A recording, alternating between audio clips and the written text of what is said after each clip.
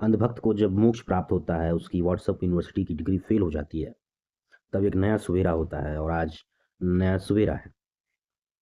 मुझ जैसे अंधभक्त की अंधभक्ति खत्म हुई। इसके पहले लगता था जैसे सुबह उठो तो शेर आया, व्हाट्सएप स्टेटस लगाओ। पेट्रोल अगर महंगा हो तो उस पर लिखना कि ये राष्ट्र निर्माण में जाएगा, ये पैसा यूज होगा राष्ट्र निर्माण में।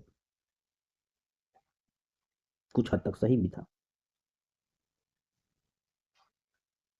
मेरी सुबह सूरज की किरणों से नहीं, व्हाट्सएप यूनिवर्सिटी के नोटिफिकेशन से होती थी।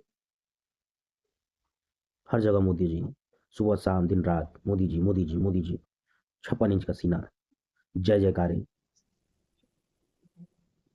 लेकिन जैसे ही यूजीसी का एक नियम आया एक रोज, उसके बाद मेरी अंधभक्ति टूट गई कि अरे ये क्या, मैं तो समाज हूँ, मैं तो अंधभक्त था, मेरे ऊपर ही मोदी जी का प्रहार कैसे आ गया। मैं तो 24 घंटा उनकी जय जयकार करता था, उनको वोट देने का प्रचार करता था, हर छोटी मोटी बातों पर मोदी जी का समर्थन करता था, चाहे वो कोई भी बात हो। लेकिन जब बारी हमारी आई, यानी सवर्ण समाज की, तब आंखें खुल गई कि अरे ये क्या, पेट्रोल तो महंगे मिल रहे हैं। नितिन गडकरी जी कहते थे कि 20% इथेनॉल ब्लेंड होगा, मिक्स होगा तो पेट्रोल सस्ते हो जाएंगे। बात सही है, जब गन्ने से निकला हुआ इथेनॉल बन मिक्स होगा तो गन्ना तो 400 रुपया कुंटल इस समय है, मील पर बिक रहा है, 4 रुपया किलो जा रहा है।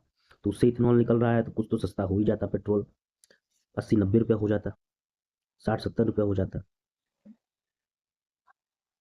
लेकिन कुछ हुआ ही नहीं।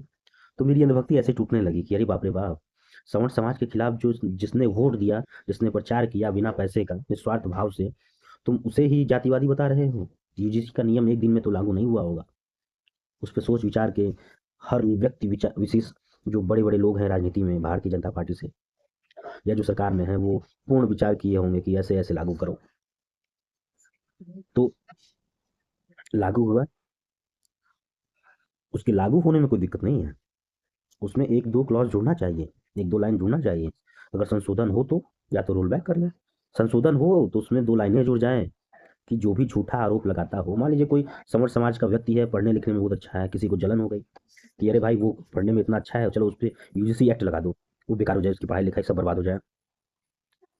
तो उस पर अगर कोई झूठा आरोप लगाता है तो उसके ऊपर भी कार्रवाई हो।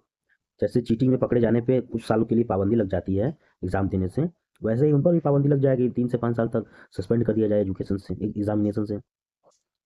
और जो कमेटी हो, इक्विटी कमेटी जो कहा जा रहा है, जांच कमेटी हो, उसमें हर जाति धर्म के मेंबर्स हों ताकि निष्पक्ष जांच हो। जैसे मान लीजिए यूजीसी नियम में यही है ना कि संवर समाज को छोड़ के बाकी सबको ऐड कर दिया गया है।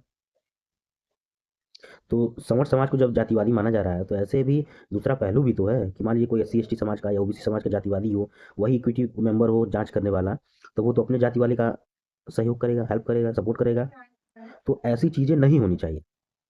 जातिवाद मोदी जी, भारतीय जनता पार्टी का नियम था, बटेंगे तो कटेंगे, बटेंगे तो कटेंगे। हमने भी खूब व्हाट्सएप स्टेटस लगाया, मैं खोल के बोल रहा हूँ कि मैं भारतीय जनता पार्टी का समर्थक रहा और एकदम अनभक्त वाले रहे, चाहे कुछ भी हो हर बात का समर्थक किया। लेकिन यूजीसी का नियम आने के बाद तो तकलीफें हुई ना।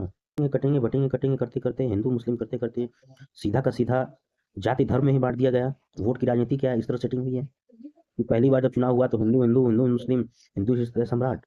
फिर जातियों के नाम पे चुनाव जीता जाएगा, रोजगार और विकास के नाम पे नहीं जीता जाएगा। ऐसी बहुत सी चीजें हैं कि अब माइंड वॉश मेरा नहीं होगा।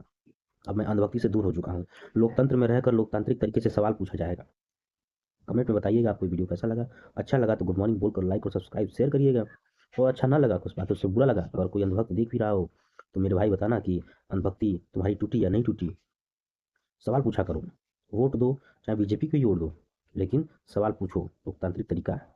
और वोट बहुत बहुमूल्य है, वो उसकी कोई कीमत नहीं लगा सकता। खुलकर वोट दो, जो तुम्हें अच्छा लगे उसको वोट